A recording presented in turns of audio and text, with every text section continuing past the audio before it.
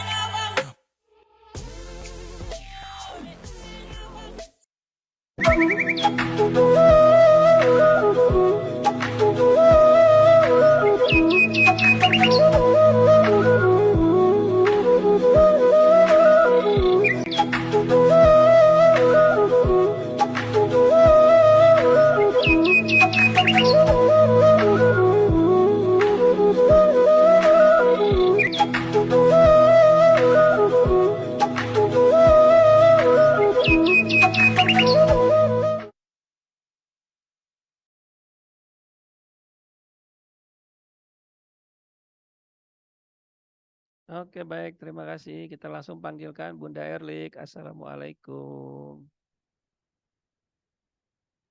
Waalaikumsalam warahmatullahi wabarakatuh, Mas Andi dan Bapak Ibu, kakak-kakak semuanya pada malam hari ini yang sudah bergabung, Alhamdulillah. Ini Siap. kayaknya harus foto dulu nih Mas Andi, Oh, kenapa tuh? masih seger. Oh, boleh, boleh, Ini boleh, boleh. kakak-kakaknya, oh nih. Boleh, boleh. Kita foto-foto dulu kalau gitu ya, Kita kan teman-teman. santai ya Ah, malam ini ngobrolnya ah. ya, biar ilmunya juga masuk, enak diterima. Jadi kalau kalau Iya. biasa foto-foto belakangan, kita foto-foto duluan nih. Jadi mumpung masih seger Heeh. wajahnya ya. Siap, boleh Oh, dibuka belum semua. ngantuk. Iya, boleh dibuka semua Aduh. nih. Ada Pak Muhammad Naseh ya. Nah, ada Kak Saira lagi di mana nih? Di kendaraan ya. Pak Rahmat, Pak Nur Wahid. Oke, siap. Kita foto dulu Masya bersama. Allah. Satu. Oke, dibuka. Siap. Satu, dua.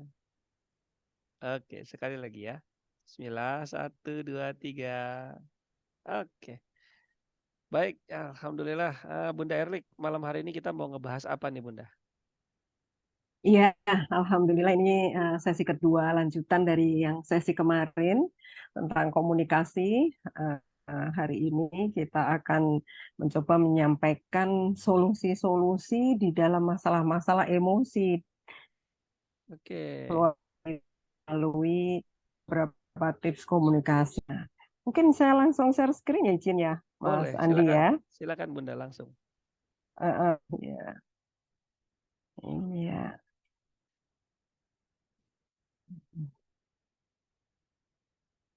Ya, Alhamdulillah. Terima kasih Bapak Ibu, kakak-kakak semuanya yang pada hari ini, malam hari ini sudah diberikan rezeki sama Allah untuk join lagi bersama kami. Semoga sedikit yang kita sharing nanti membawa manfaat untuk kebaikan keluarga, juga kesehatan. Sebelumnya saya ucapkan terima kasih pada Mas Andi Hasni, teman saya, teman baru kenal di TTG, tempat Trainers Guild, sama-sama trainer. Nah, luar biasa Mas Andi ini bergerak di bidang apa? Integrated wellness ya. Jadi untuk kesehatan sudah banyak sekali yang yang menikmati manfaat untuk menjadi lebih sehat dengan cara yang lebih wise, lebih bijaksana. Nah, hari malam kedua ini saya ingin menyampaikan tentang bagaimana sih komunikasi yang menyembuhkan itu. Kalau yang kemarin kita itu yang bisa membuat masalah, sedikit review ya Bapak Ibu, tentang di dalam keluarga, menyangkut kesehatan. Jadi ada tiga hal. Pertama, emosi. Yang kedua, kita kurang memahami adanya perbedaan antara penciptaan laki-laki dan perempuan. Bagaimana cara otak bekerja laki-laki dan perempuan. Sehingga sering menimbulkan masalah-masalah di dalam pikiran, di dalam hati, yang terkait dengan emosi. Dan yang ketiga, akibatnya adalah komunikasi di dalam keluarga itu sendiri mandek. Komunikasi tidak lancar sehingga disharmonis. Jadi keharmonisannya tidak didapatkan. Di dalam rumah harusnya baiti janati, tetapi di dalam rumah justru seperti api dalam sekam. Hawanya panas, semua saling curiga, saling menuduh, komunikasinya nggak nyaman, bahkan saling mendiamkan. Nah, itu saya ambil dari uh, teorinya, bukunya John Gray, Men are from Mars and Women are from Venus. Jadi di situ lebih dari 25.000 responden yang telah diteliti, ternyata perbedaan-perbedaan uh, dalam berbagai hal antara laki-laki dan perempuan itu bisa menjadi sumber masalah di antara pasangan, bahkan di dalam keluarga. Itu ya. Jadi banyak sekali ternyata perbedaannya, dan kita tidak menyadari itu, tidak mengetahui apa yang harus kita lakukan, tetapi ujung-ujungnya kita hanya curiga, beda pendapat, merasa tidak dihargai, merasa dicuekin, merasa terlalu diatur, dikendalikan. Nah, itu semua yang sedikit-sedikit, masalah yang sedikit yang sering kita sepelekan, itu justru membahayakan. Karena apa? Yang sedikit-sedikit menumpuk-menumpuk seperti bola salju. Bola itu dari kecil, kita bikin bola salju kecil, kita gelinding-gelinding-gelinding, lama-lama bolanya besar. Pada saat kita sama-sama tidak siap, emosi sudah memuncak, akhirnya meledaklah rumah tangga. Akhirnya mencari pelarian masing-masing. Ada yang mencari pelarian di rumah, di luar rumah, mencari teman curhat, mencari pelarian dengan gadgetnya, di tempat kerja, di kafe-kafe, healing-healing, yang itu tidak jelas tujuannya. Sehingga kita tidak bisa memaknai apa arti sebuah rumah tangga itu sesungguhnya itu apa, gitu ya.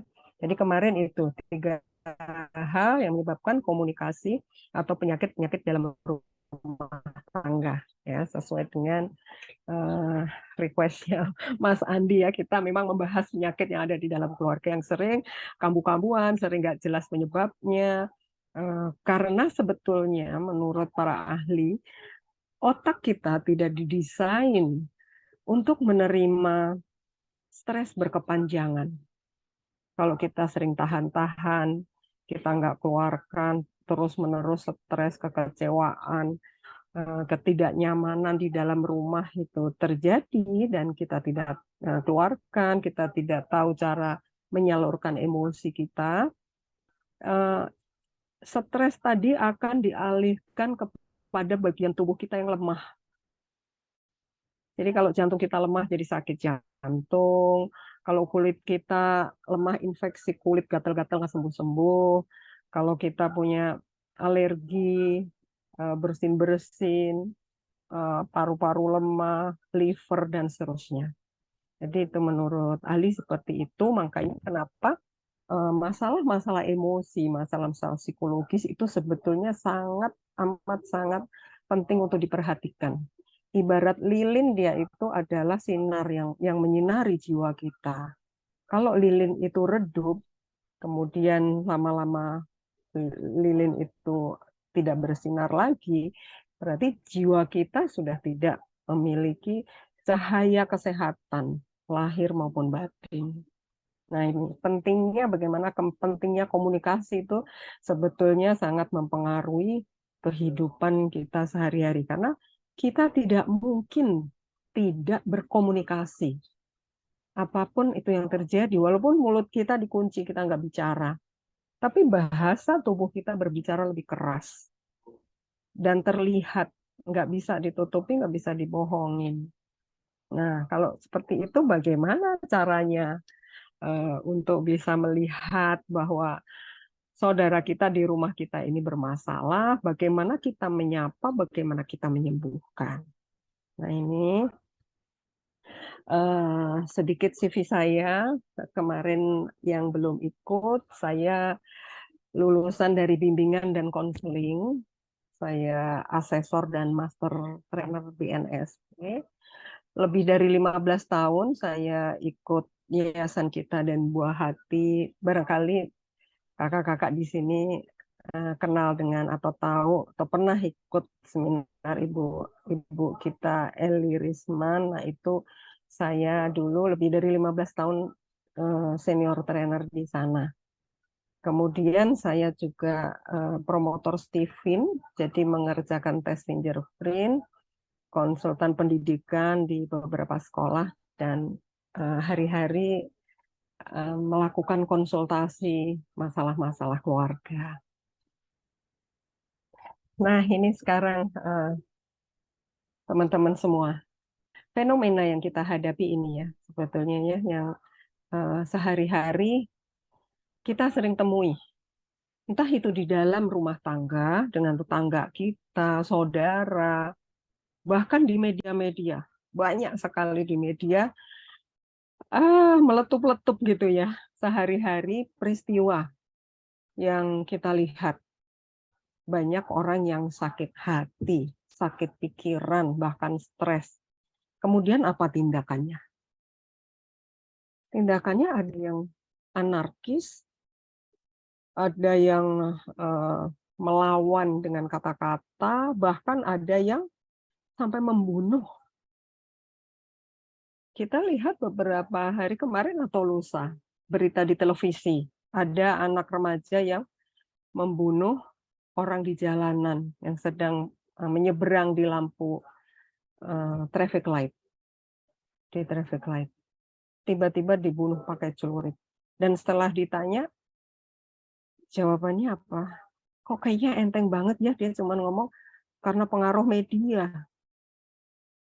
Nah, pernah nggak kakak-kakak semua memperhatikan kenapa sebegitu mudahnya orang melakukan pembunuhan, mutilasi, penembakan, membakar, itu kan udah sadis ya, udah biadab. Seperti inikah generasi kita yang akan memimpin negeri ini, perilakunya, mentalnya, prihatin banget sebetulnya saya. Belum kejadian masalah pornografi, tentang penyimpangan seksual, disorientasi seks, pelaku-pelaku pezinahan antara orang dewasa, anak-anak, anak-anak. Ada apa di dalam keluarga-keluarga ini? Kalau di sini kita lihat ada pertengkaran dalam rumah tangga, sudah sebegitunya kah keadaan rumah tangga sehingga membuat orang yang ada di dalamnya bertingkah laku seperti itu? Suka-suka dia, sudah nggak ada etika, nggak ada norma. Yang diikuti etika yang ada di depan layar mata dia. Etika apa? Kalau dia setiap hari main game, dia mungkin bisa berperan sebagai apa aja sesuai dengan yang diperankan di dalam game itu. Dan setelah saya perhatikan, perilaku anak-anak itu sebagian dipicu oleh kebiasaannya main game. Di games itu mereka berperan sebagai penembak, pembunuh, pencuri, penjambret, sebagai polisi yang mengejar-ngejar penjahat, memenjarakan orang, sebagai zombie, sebagai hantu, sebagai itu di layar. Tetapi tahukah Bapak Ibu semua bahwa apa yang dilihat di dalam otak kita, yang direkam di dalam otak kita melalui mata, dan dilihat di kenyataan di luar sana, otak tidak bisa membedakan apakah ini imajiner atau real. Kalau itu sudah masuk ke dalam pikiran, setiap hari dilakukan, apa yang terjadi? Menjadi kebiasaan, menjadi candu, menjadi edik, menjadi karakter. Benar nggak sih? Kita susah payah menanamkan kebaikan kepada anak kita. Tetapi dirusak begitu saja dengan membiasakan dia memainkan apa yang ada di gadget. Itu kalau game ya. Bagaimana kalau yang dilihat adalah semua yang berbau porno? Ada filmnya, ada game pornonya, ada video-videonya, ada lagu-lagu. Kalau kita cermati, lagu-lagu itu banyak yang kontennya itu dalam bahasa asing itu adalah menjurus kepada pornografi. Dan itu sangat membuat kami sedih gitu ya. Tahun 2008-2009, Yayasan Kita dan Buah Hati, Bu Eli Risman menghadirkan tokoh ahli neuroscience, seorang dokter dari Amerika yang meneliti ya Donald Hilton meneliti tentang bagaimana kerusakan otak itu bisa terjadi karena pornografi.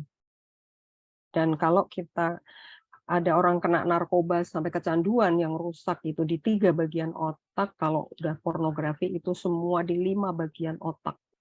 Dan belum ada terapis yang bisa menyembuhkan sampai sekarang ini. Kecuali dari dirinya sendiri bisa. Ada niat yang kuat, itu pun sulit karena selalu dibanjiri dengan dopamin dan keinginan terus-menerus untuk melihat, gitu ya. Jadi di mana-mana. Nah, itu sedikit info tentang fenomena yang dahsyat ya yang kita lihat saat ini di media-media, di berita-berita. Istighfar ya, Bapak Ibu ya. Semoga tidak terjadi di lingkungan kita, di keluarga kita. Mungkin memang harus dikuatkan, tapi how to mendeliver itu juga sangat penting. Karena kalau bagaimana kita mendelivernya dengan cara yang keras, otoriter, karena kita takut, jadi kita paksakan, itu justru akibatnya adalah sebaliknya yang kita terima. Ya. Jadi apa sih tujuan seminar kita hari ini, malam ini, yaitu memahami komunikasi di dalam keluarga. Apa esensi dari komunikasi ketika itu kita tarik kepada penciptaan, kepada apa yang telah Allah berikan kepada manusia. Nggak peduli siapapun, karena dengan rahmat dan rahimnya Allah tuh memberikan perangkat. Perangkat apa sih yang diberikan gitu ya? Nanti saya sampaikan ya. Kemudian belajar untuk berdamai dengan diri sendiri. Kita sering mendengar ya, berdamai dengan diri sendiri. Berdamailah dengan diri sendiri. Ayo dong, berdamai dengan diri sendiri. Apa itu artinya? Ngomong berdamai dengan diri sendiri. Tapi kenyataannya kita masih marah-marah, masih emosional, masih kecewa, masih sering teriak-teriak nggak jelas, membalas perbuatan yang nggak benar, protes sama Allah, kenapa aku begini, kenapa gitu, ya. Ternyata berdamai dengan diri sendiri itu adalah self love. Berdamai dengan diri sendiri, self love itu bukan berarti memanjakan diri dengan berbagai hal kenikmatan duniawi yang itu memenuhi hawa nafsu kita aja. Misalnya diberi hadiah, jalan-jalan, healing-healing, leye-leye, rebahan, makan enak, puas-puasin, diberi benda mahal. Apakah Anda puas? Yes, puas. Berapa lama? Sesaat saja kan. Setelah itu, kita masih kembali kepada keadaan kita yang belum sembuh. Jadi sebetulnya self love itu adalah bagaimana kita menerima apa yang berlaku pada diri kita. Artinya takdir yang sudah terjadi. Nggak bisa kita hindari, nggak bisa kita tolak. Justru itu membuat kita makin stres. Jadi bagaimana menerima itu sendiri itu adalah suatu inner journey yang membutuhkan waktu dan proses yang mendalam. Ini ya. Tentunya kita berikutnya yang kita harapkan adalah ilmu yang membahagiakan di dunia dan di akhirat. Nah, Bapak Ibu, kakak-kakak semua, saya sekarang pengen sharing yuk, sama-sama kita rumuskan masalah yang ada. Mengapa kita sering menemukan hambatan dalam berkomunikasi dalam keluarga? Yuk, ayo sekarang silahkan pada sharing-sharing di kolom chat. Apa sih yang dirasakan oleh kakak-kakak, bapak, ibu, semua di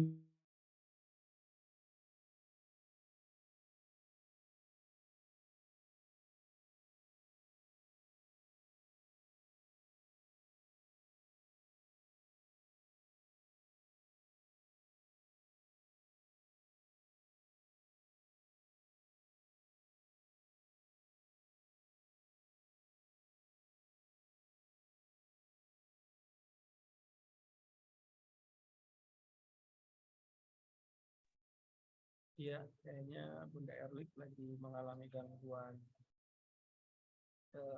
sinyal, teman-teman. Mohon ditunggu ya. Ini sudah ada banyak nih yang nulis di chat. Ya. Nah, ini udah banyak yang nulis di kolom chat. Ini kalau saya bacakan ini satu-satu ya.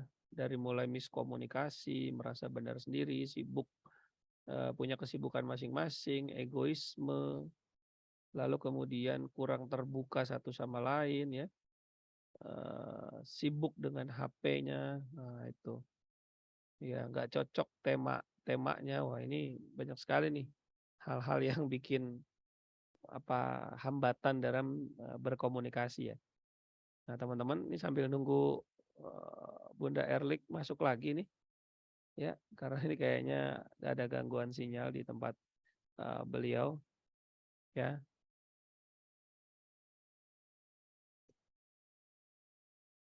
Eh, Boleh kalau nanti ada yang mau ditanyakan ya ke sahabat sehat semua mengenai apa yang tadi disampaikan oleh Bunda Erlik, sehingga udah masuk lagi nih Bunda Erlik nih.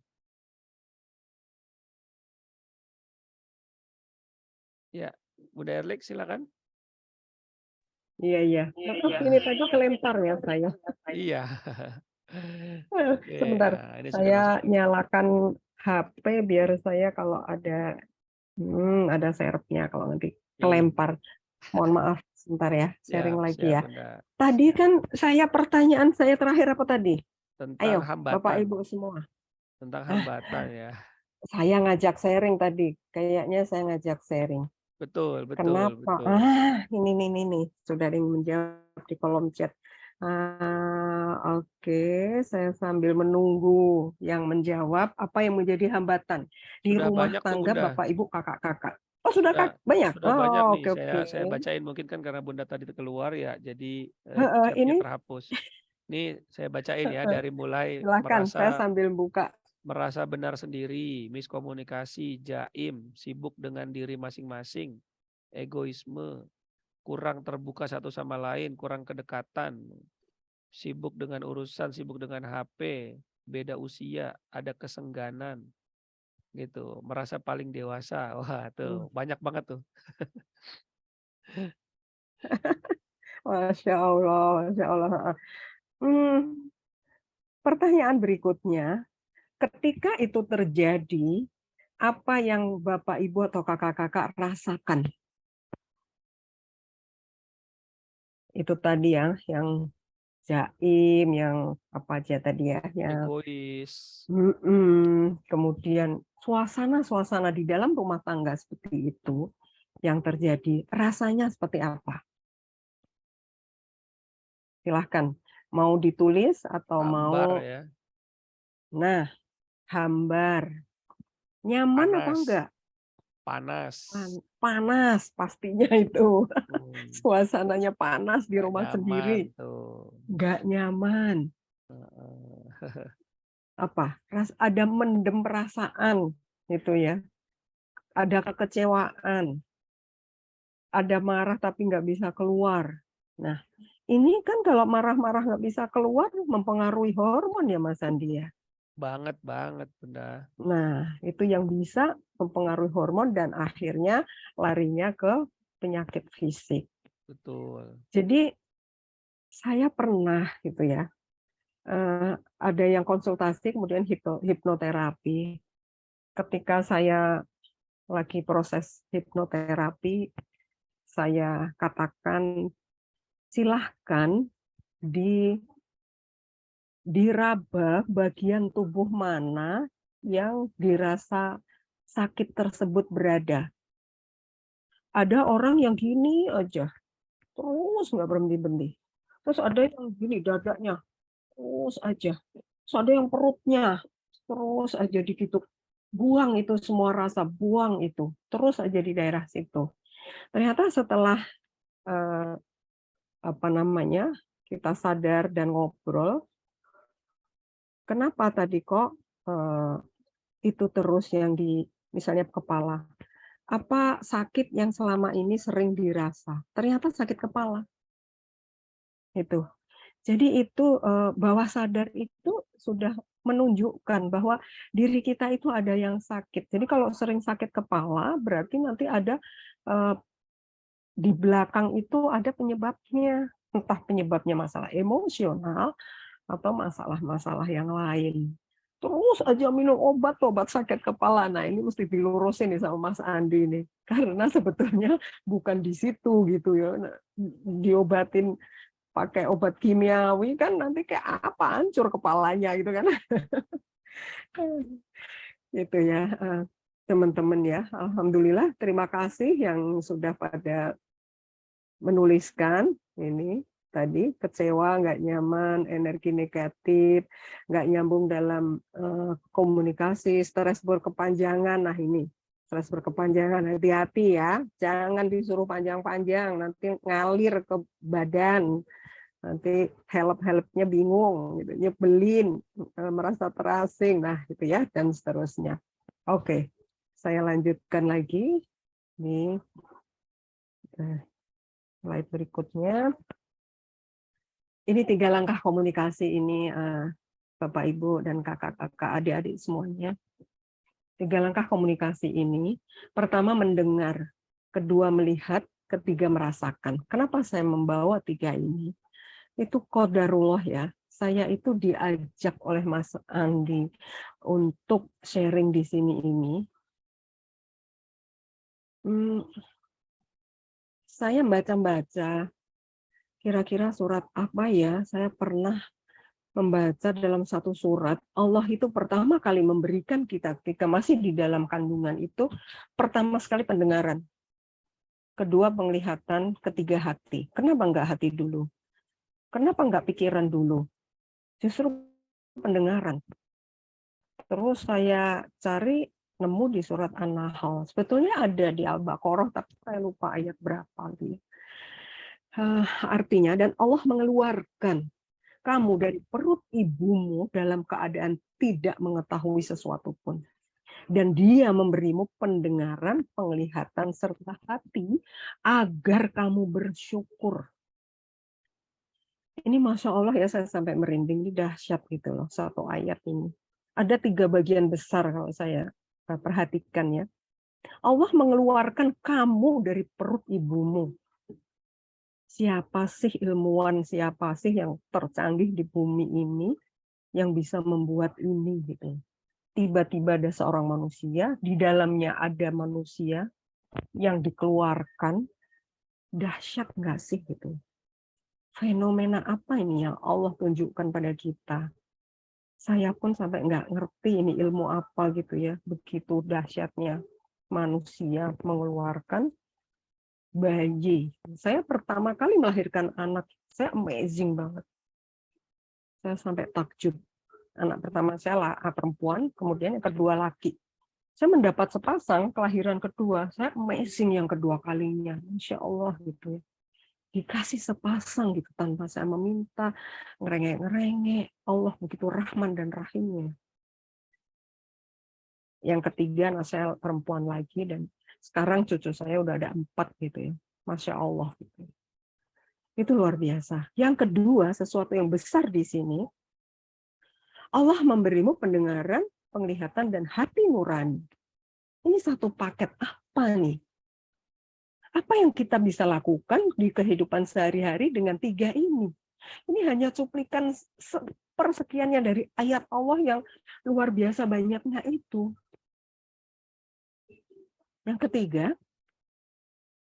agar kalian bersyukur. Apa nih kaitannya semua ini? Ini kalau dikupas ini, Masya Allah dahsyat ya. hati nurani kita diaduk-aduk ini pasti kalau dibahas satu persatu semuanya. Tapi di sini saya akan menyampaikan tentang, saya merasa mendapatkan seperti ada hidayah gitu ya, petunjuk, ini loh nanti yang kamu sampaikan, baru kali ini saya menyampaikan ini, biasanya saya menyampaikan teori-teori aja gitu tentang komunikasi, tapi kemarin saya bilang Mas Andi, boleh nggak saya menyampaikannya dikaitkan dengan ayat gitu. Dan alhamdulillah gitu ya, setelah menemukan ayatnya, inilah menjadi langkah yang saya korelasikan dengan ilmu yang saya dapatkan. Dan langkah pertama ini adalah mendengar. Itu relate banget dengan apa yang di surat An-Nahl 78. Komunikasi itu kan bagaimana kita menyampaikan message dan bagaimana orang menerima message dari kita. Itu aja sih sebetulnya. Tapi kenapa justru hal yang sepele dan sederhana itu bisa membuat begitu dahsyatnya perilaku manusia sampai bunuh-bunuhan dan lain sebagainya. Karena ternyata inilah pentingnya di dalam ilmu kehidupan kita itu berkomunikasi, menyapa, bersosialisasi. Kita sebagai makhluk psikososial, nggak mungkin kita ada di rumah, di kamar sendiri, dikurung sampai bertahun-tahun. Dipasung, di penjara itu namanya. Lalu bagaimana di dalam keluarga sendiri supaya kita mendengar dengan cara yang bijaksana? Nah, ini 3 langkahnya ketika kita mendengar. Mendengar yang bijaksana. Kita sama Allah dikasih luar biasa. Canggihnya pendengaran tiada duanya. Seandainya kita dicabut pendengaran kita, kita mencari alat penggantinya yang sesempurna ini, tidak pernah menemukan. Kalau pendengaran kita dicopot, mau dibeli orang 10 miliar, emang mau, Bapak Ibu? Nggak ada, nggak ternilai. Ya. Jadi bagaimana tips mendengar? Itu dengar kata-katanya. Perhatikan apa yang keluar dari mulut, suaranya. Mungkin suaranya melengking. Dari situ kita jadi ngerti. Hah, kenapa ini? Misalnya ada anak teriak, Bunda. Hah, nah ini. Self-awareness-nya ini, kesadaran diri atas suara tadi, bagus banget mendengar kata-katanya. Dan kita akan merasakan apa yang dirasakan oleh orang yang sedang teriak tadi. Nah, begitu kita ikut merasakan, oh, anakku dalam bahaya, anakku kesakitan. Kayak Mas Andi malam ini, subhanallah ya Allah berikan takdir putranya ada di rumah sakit. Kita sama-sama doakan semoga Allah segera angkat penyakitnya dan berdamai dengan diri sendiri. Kita bicara, kita mendengarkan apa yang dikeluhkan oleh anak kita. Itu yang ada di dalam jiwanya itu, yang keluar berupa kata-kata tadi. Maka teknik pertama ini harus kita mampu mendengarkan. Kalau dipraktekin ayah bunda, hanya mendengarkan aja kadang kita sulit. Baru mendengar ocehan orang, omelan orang, komplain yang nggak pada tempatnya, ada yang sebel, nggak sesuai dengan apa yang kita harapkan. Nah itu kan kita sudah membuat nggak bisa mendengar. Yang bereaksi apa? Emosi kita. Ya. Jadi teknik mendengar, kemudian rasakan apa yang sedang kita dengarkan. Jadi mendengar itu bukan hanya dengan telinga, tapi mendengar dengan hati. Kalau sudah bisa dan mampu mendengar dengan hati, Bapak Ibu, teman-teman bisa mengungkapkan kata-kata empati. Kakak, kakak sedang sedih. Bunda capek banget hari ini. Karena terdengar dari kata-kata keluh kesahnya, dari omelannya yang keluar, dari pagi sampai malam itu kan terlihat itu emosinya naik turun. Nah, kita kalau sudah pinter mendengar, kita sudah memiliki kemampuan intrapersonal yang luar biasa. Ini mesti dilatih. Ya. Yang kedua apa? Yang kedua melihat. Allah berikan kita penglihatan. Kenapa selama ini kita seolah-olah seperti orang buta? Kita tidak melihat fenomena gejala yang terjadi di lingkungan kita, anak kita, pasangan kita, saudara kita. Kadang-kadang kita melihat, tetapi kita tidak seperti orang melihat. Bermata tapi tak melihat, bertelinga Asik. tapi tak mendengar. Waduh, Masya kok jadi Allah. nyanyi ya ini. Ingat kan ya Ya, lagunya ya, ya, Bimbo. ya. Betul, betul. Dahsyatullah. Berhati tapi tak lupa saya. Itu sebetulnya dari situ tuh udah message dari Allah.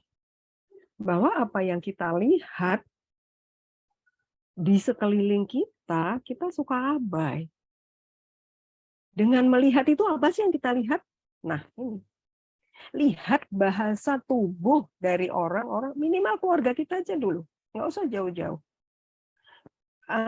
Bahasa tubuh menurut kata ahli 90% lebih berbicara lebih keras daripada kata-kata. Misalnya teman kita lagi bete, lagi sebel sama kita. Tolong dong ambilin itu bolpen gue di situ. Dia nggak berkata-kata, tapi mukanya udah asem. Kita kan udah langsung kena tuh perasaan kita. Ini dia nggak ngomong benci, marah atau apa. Kalau anak kita teriak-teriak, guling-guling, marah, apakah dia mengungkapkan apa yang ada di hatinya? Apakah dia membahasakan apa keinginannya dengan baik? Itu bahasa tubuh semua. Dan Allah berikan itu bahasa tubuh dari bayi. Bagaimana kalau bayi itu tidak bisa teriak-teriak, marah, nangis ketika popoknya basah, ketika dia lapar. Nafsunya ada, tapi dia nggak bisa bicara sehingga dia dengan bahasa tubuh. Makanya dia hidup. Ini emosi semua itu yang ada. Kalau kita nggak punya emosi, kita mati. Kayak orang dipasung. Emosi itu penting, kita butuh. Gitu ya. Jadi kita melihat bahasa tubuh di sekeliling kita, anak kita, pasangan kita, orang tua kita. Perhatikan dia dari pagi, belajar itu. Kalau nggak belajar, nggak bisa. Rasakan apa yang terjadi ketika dia bahasa tubuhnya berubah. Kalau ilmu psikologi itu, ketika ada perubahan perilaku seseorang, pasti ada yang melatar belakangi, di belakangnya itu ada perilaku. Ada perilaku yang muncul, di belakangnya ada penyebabnya. Secara psikologis, secara kejiwaan. Ada di belakangnya itu yang mempengaruhi. Nah, ini yang harus kita rasakan.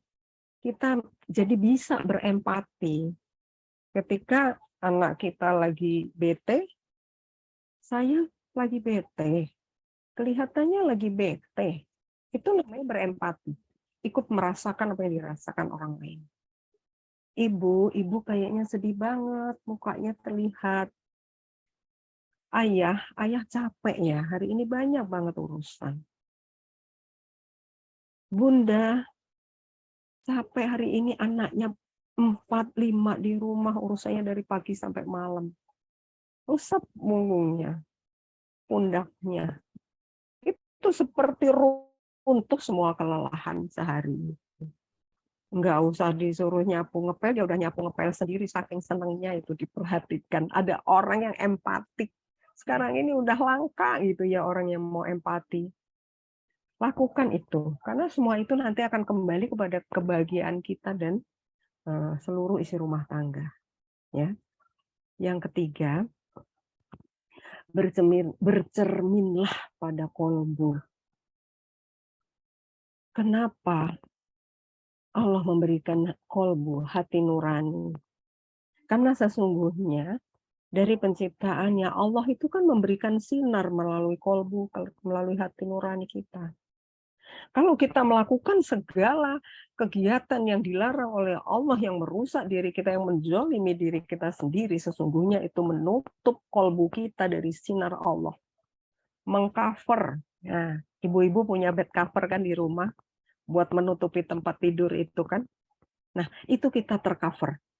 Sehari berapa kezaliman yang kita lakukan? Coba tulis. Coba buat jurnal 2 buku, satunya buku hitam, satunya buku putih. Lebih banyak mana yang kita lakukan dalam seminggu, sebulan, 1 tahun. Pada saat nanti Ramadan, di-review. Catatan-catatan apa? Dihisap dirinya sendiri. Apakah kolbu saya sudah saya berdayakan, sudah bersinar, sehingga sinarnya Allah mudah untuk masuk. Ya, dengar suara kolbu ini, bercerminlah pada kolbumu, karena disitulah tempatnya kebaikan dan kebenaran. Jadi kalau suka ada, iya ya tadi aku sebetulnya terlintas gitu ya, ingin melakukan itu, tapi kenapa ya kok aku nggak lakuin gitu, sehingga dampaknya begini. Kadang-kadang otak kita itu suka mengkritisi gitu.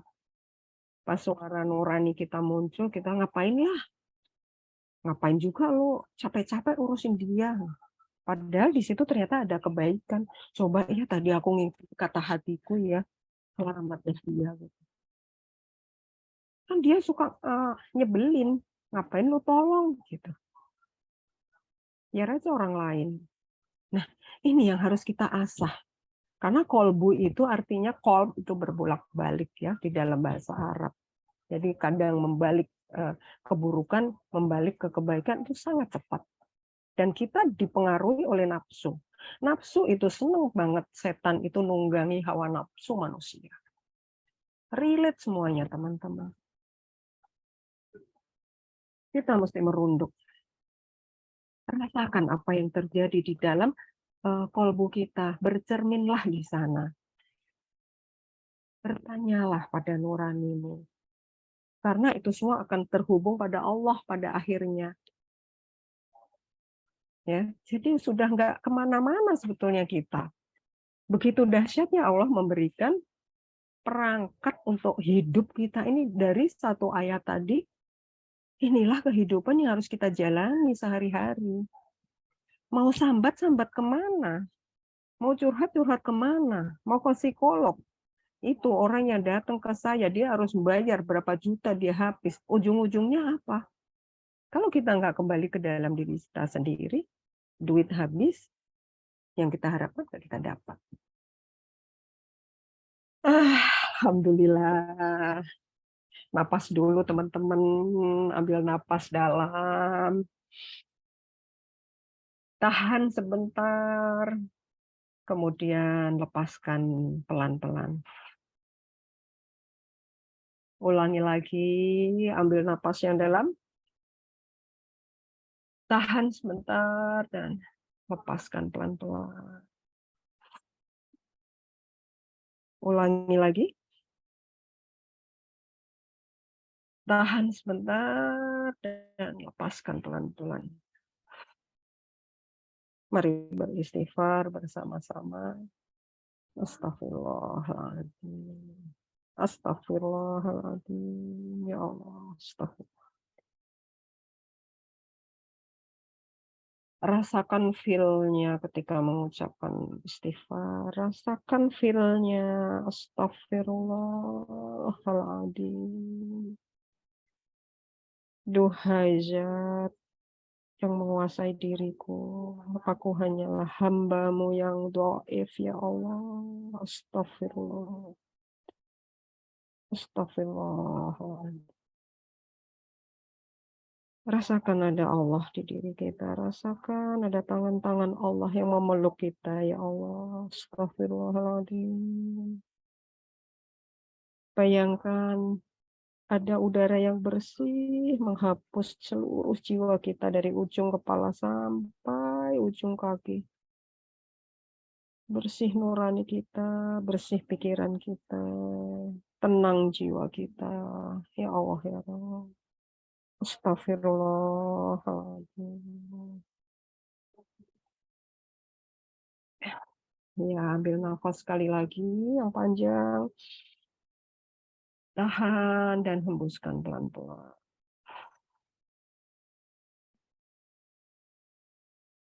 Bapak, Ibu, dan kakak-kakak semua, semoga makin merasakan tenang dan damai. Inilah yang perlu kita renungkan.